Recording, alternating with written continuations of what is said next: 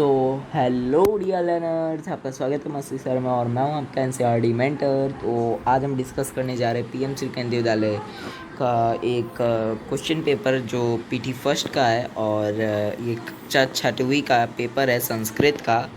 और संस्कृत में कई बच्चे डरते हैं कि सर संस्कृत बहुत हार्ड है, तो ऑब्वियस बताओ तो मुझे भी हार्ड लगती थी, लेकिन अब नहीं। ठीक, तो चलिए शुरू करते हैं पेपर हमारा।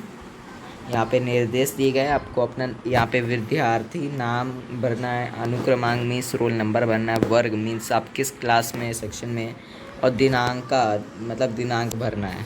ठीक, तो चलिए यहाँ पे हमारा खंड का देखते हैं। अपठित अवबोधनम, यहाँ पे मतलब गद्यांश दिया गया है, यहाँ से हमको मतलब पढ़ना है। वेट एक सेकंड रुक जाइए। हाँ चलिए, पहला प्रश्न है यहाँ पे, अधोलिखिताम अनुच्छेदम पठित्वा प्रद प्रश्नानाम उत्तराणि लिखत। यहाँ पे अनुच्छेद को पढ़कर दिए गए प्रश्नों के उत्तर लिखिए। यहाँ पे मतलब अनुच्छेद ये दिया गया है, इसको पढ़ के मतलब आपको अनुच्छेद का उत्तर, मतलब यहाँ पे नीचे प्रश्न दिए गए हैं ये सब, इसको उत्तर देने हैं आपके। तो आइए पढ़ते हैं। पहला है, एका विशाला वृक्षास्ति, मतलब कोई एक विशाल वृक्ष है।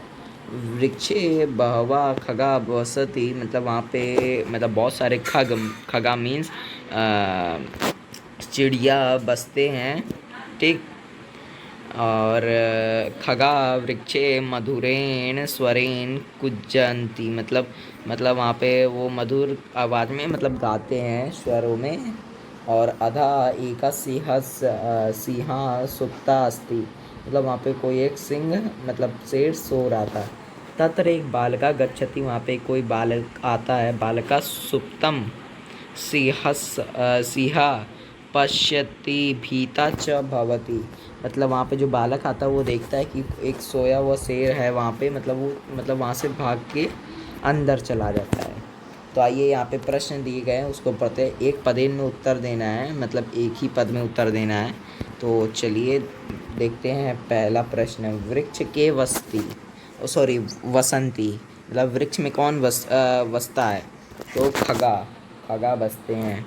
तो यहाँ पे आप लिखेंगे खगा।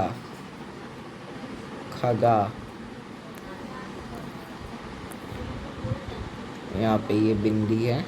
ठीक, चलिए दूसरा प्रश्न देखते हैं। वृक्षस्य अधः का सुप्ता अस्ति, मतलब वृक्ष के नीचे कौन सो रहा था? तो आपको पता है सिंहा सो रहा था वहाँ पे, मतलब शेर सो रहा था। तो आप यहाँ पे लिखेंगे सिंहा।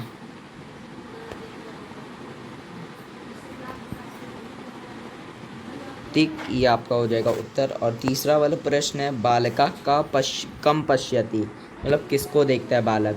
तो बालक एक सुप्तम सिंहम को देखता है, सोए हुए शेर को। तो आप लिखेंगे सुप्तम, ये बिंदी है यहाँ पे, फिर सिंहा सोए हुए शेर को देखता है, ये यहाँ पे बिंदी। ठीक, चलिए अब आगे बढ़ते हैं। आइए दूसरा वाला, पूर्ण वाक्य में उत्तर देना है। ठीक, तो आइए पहला प्रश्न है यहाँ पे, बालका सिंहा पश्यति तदा किम भवति, मतलब जो बालक जो था वो जब शेर को देखता है तब क्या करता है? तो आप यहाँ पे लिखेंगे बालका, और रुकिए मैं हाईलाइट कर देता हूँ। ओहो, रुक जाइए, मैं यहाँ पे हाईलाइट कर देता हूँ।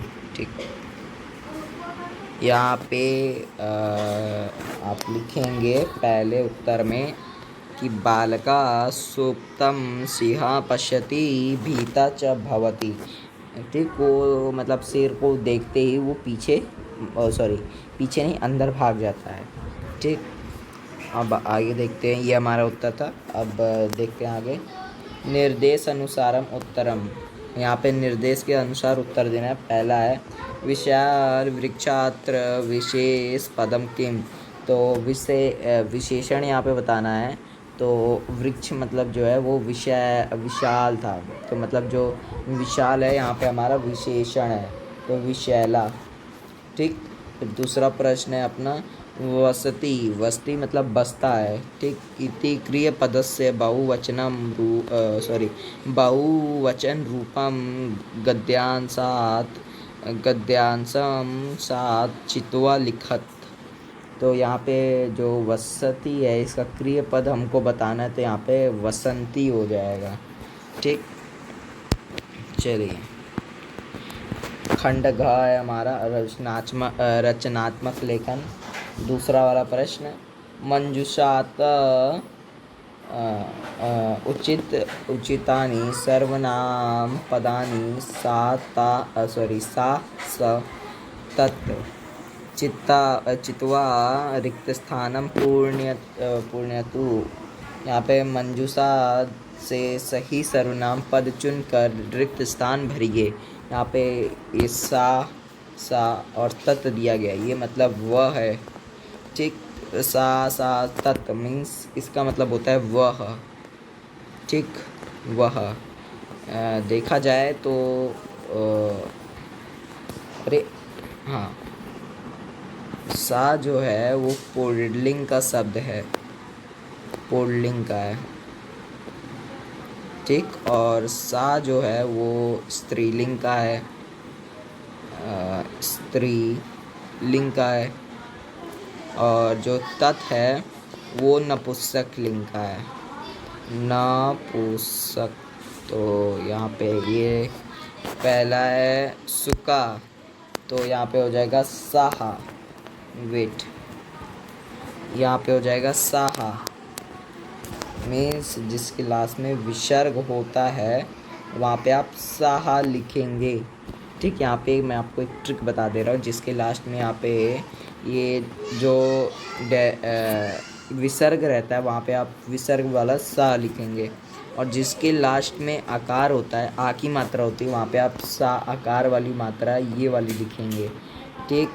तो अब यहाँ पे दूसरे वाले में सा हो जाएगा, मतलब ये शिक्षिका जो है वो स्त्रीलिंग वाला शब्द है, और सुका जो था वो पुल्लिंग वाला शब्द है।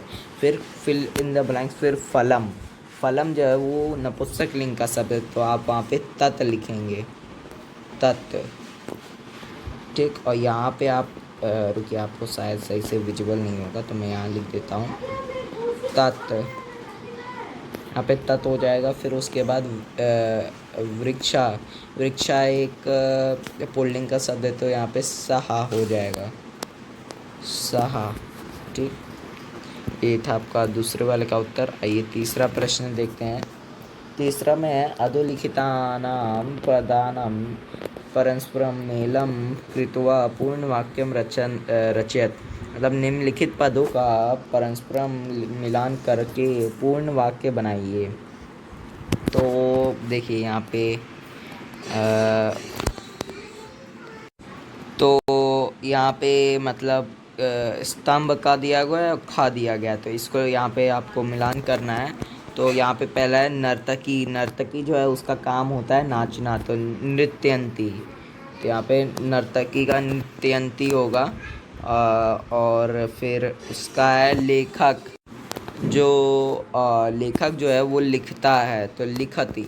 तो रुकिए मैं यहाँ पे मिलान कर देता हूँ।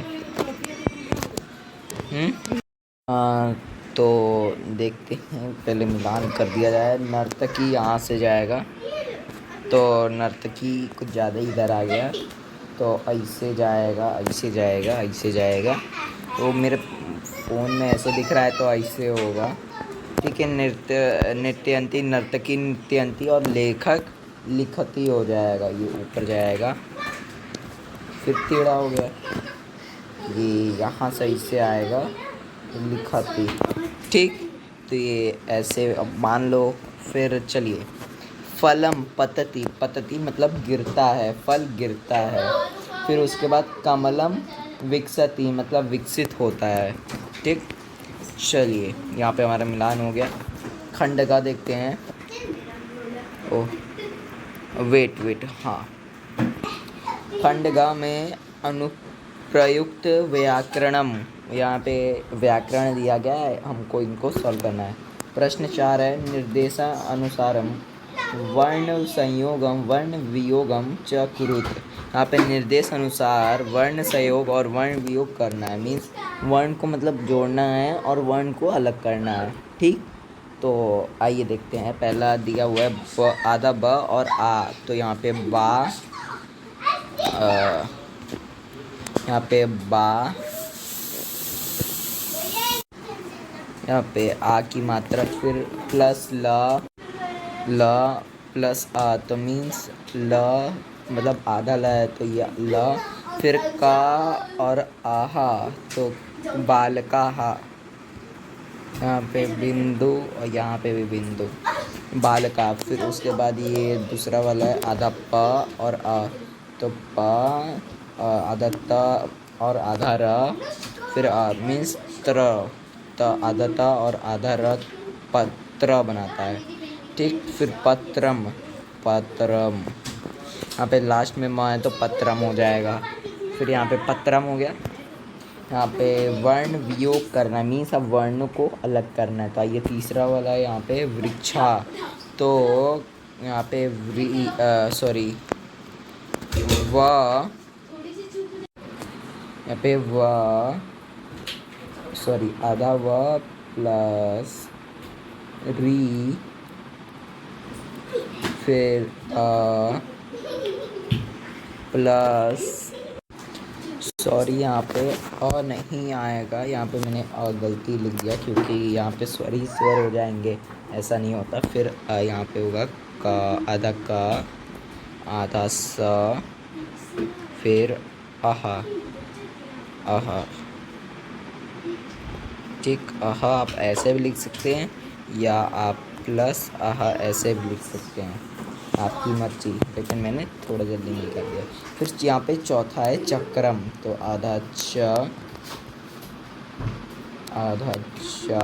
प्लस क, आधा क, आधा र प्लस आधा र प्लस अ प्लस म, आधा म, ये हो जाएगा आपका चक्रम। उम्मीद है आपको समझ में आया हो। चलिए आगे बढ़ते हैं। यहाँ पे आगे देखते हैं। पांचवा क्वेश्चन हमारा, इसमें उदाहरणम दृष्ट्वा रिक्त स्थानम पूरयन्ति। तो यहाँ पे वचन परिवर्तनम, उदाहरण देखकर रिक्त स्थान को पूर्णतः कीजिए। यहाँ पे रिक्त स्थान दिए गए हैं, वचन परिवर्तन करना है हमको। यहाँ पे बालका के रूप है बालका, बालकाओ, बालकाहा। यहाँ पे चस्का, चस्काओ, चस्काहा। यहाँ पे चस्का, चस्काओ और चस्का। ओ वेट, सही से लिखा नहीं, रुको, चस्का, रुक जाओ मैं पेन चेंज कर लूँ, पेंसिल कर ले रहा। यहाँ पे च स गो, यहाँ पे चस्का हो जाएगा। फिर यहाँ पे चस्का, फिर सैनिका, सैनिका, सैनिका, सैनिका।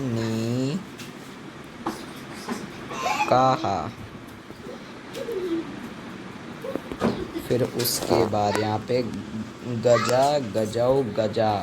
यहाँ पे गजा हो जाएगा, गजा। यहाँ पे वो वहाँ पे गा नहीं बन पाया था, तो गजा, गजाओ, गजा। फिर यहाँ पे वृक्षा, वृक्षाओ, वृक्षा, वृक्षाहा। ठीक, चलिए आगे बढ़ते हैं। छठवां प्रश्न,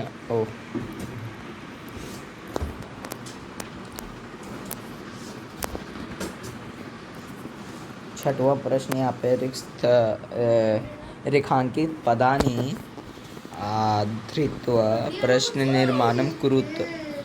यहाँ पे रेखांकित पदों के आधार पर प्रश्न निर्माण कीजिए। यहाँ पे प्रश्न दिए गए, उत्तर दिए गए हैं, इसको प्रश्न में बदलना है। तो सा बालका, तो यहाँ पे बालका मीन्स, तो यहाँ पे का हो जाएगा। सा का मीन्स वो कौन है, यहाँ पे कहा। फिर उसके बाद यहाँ पे सा लता, यहाँ पे सा कहा, सा कहा। उसके बाद तत्फलम, तो यहाँ पे आपको पता है कि का मतलब कौन होता है, तो फिर का कम, तो यहाँ पे किम, तो यहाँ पे किम हो जाएगा। तत्किम, तत् किम। फिर उसके बाद यहाँ पे ते अजय, ते के, यहाँ पे मतलब वो बकरी है तो वे कौन है, तो ते के।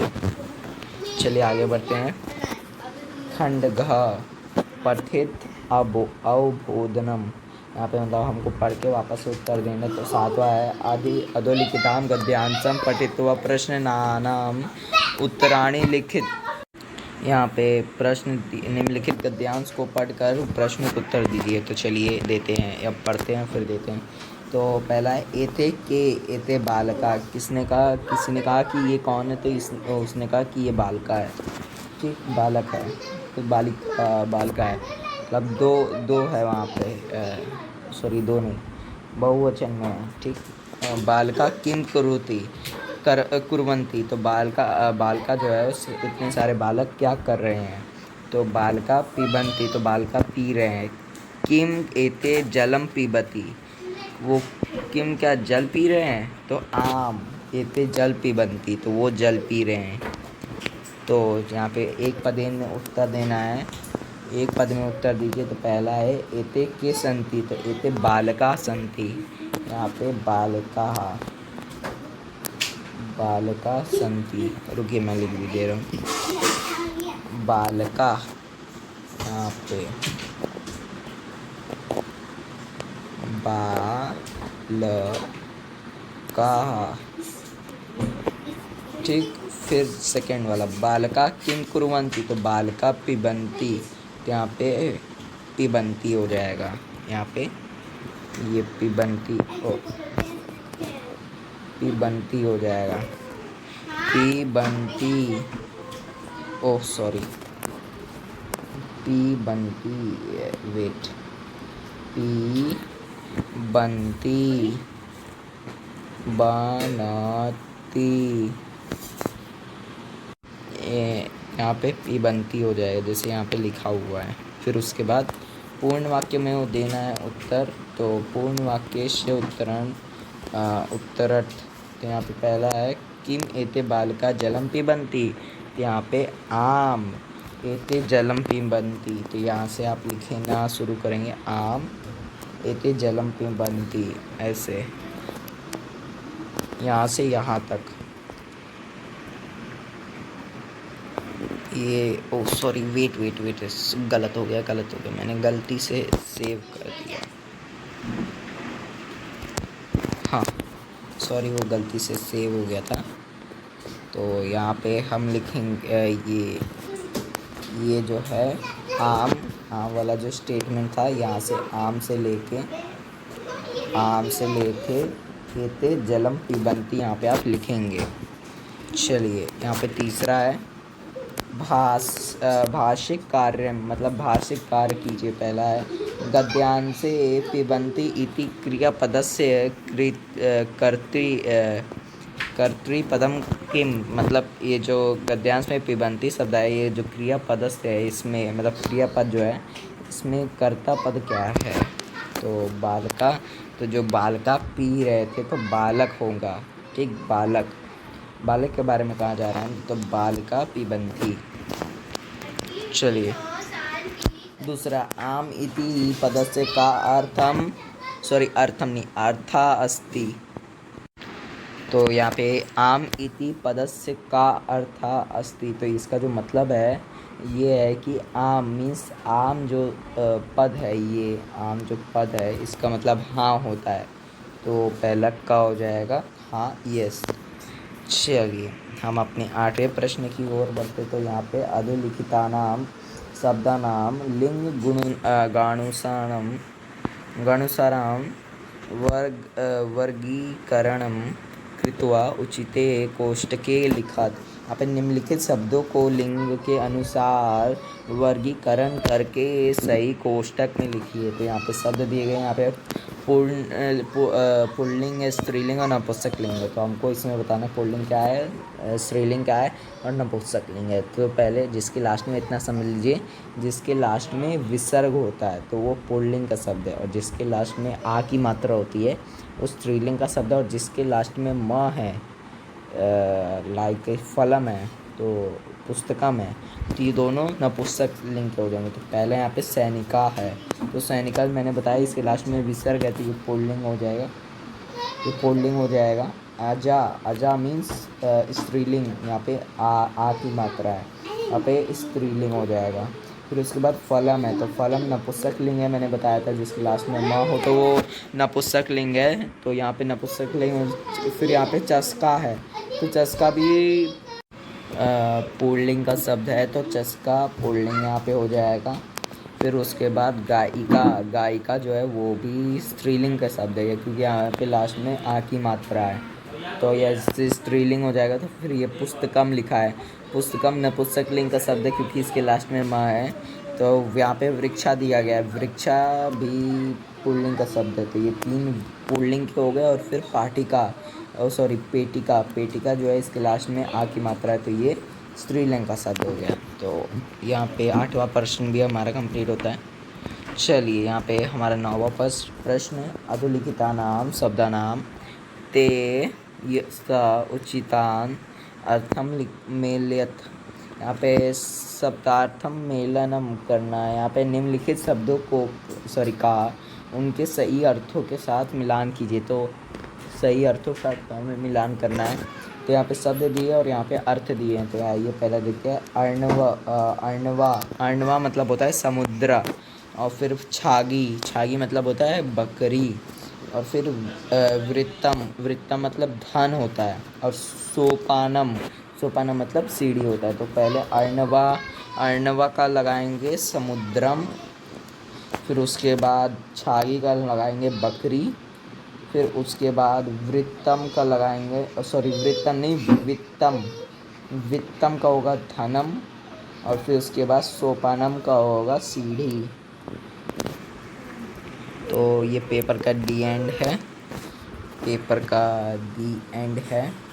आपके संस्कृत का पेपर का रियल क्वेश्चन पेपर तो हो सकता है आपके एग्ज़ाम में आ जाए।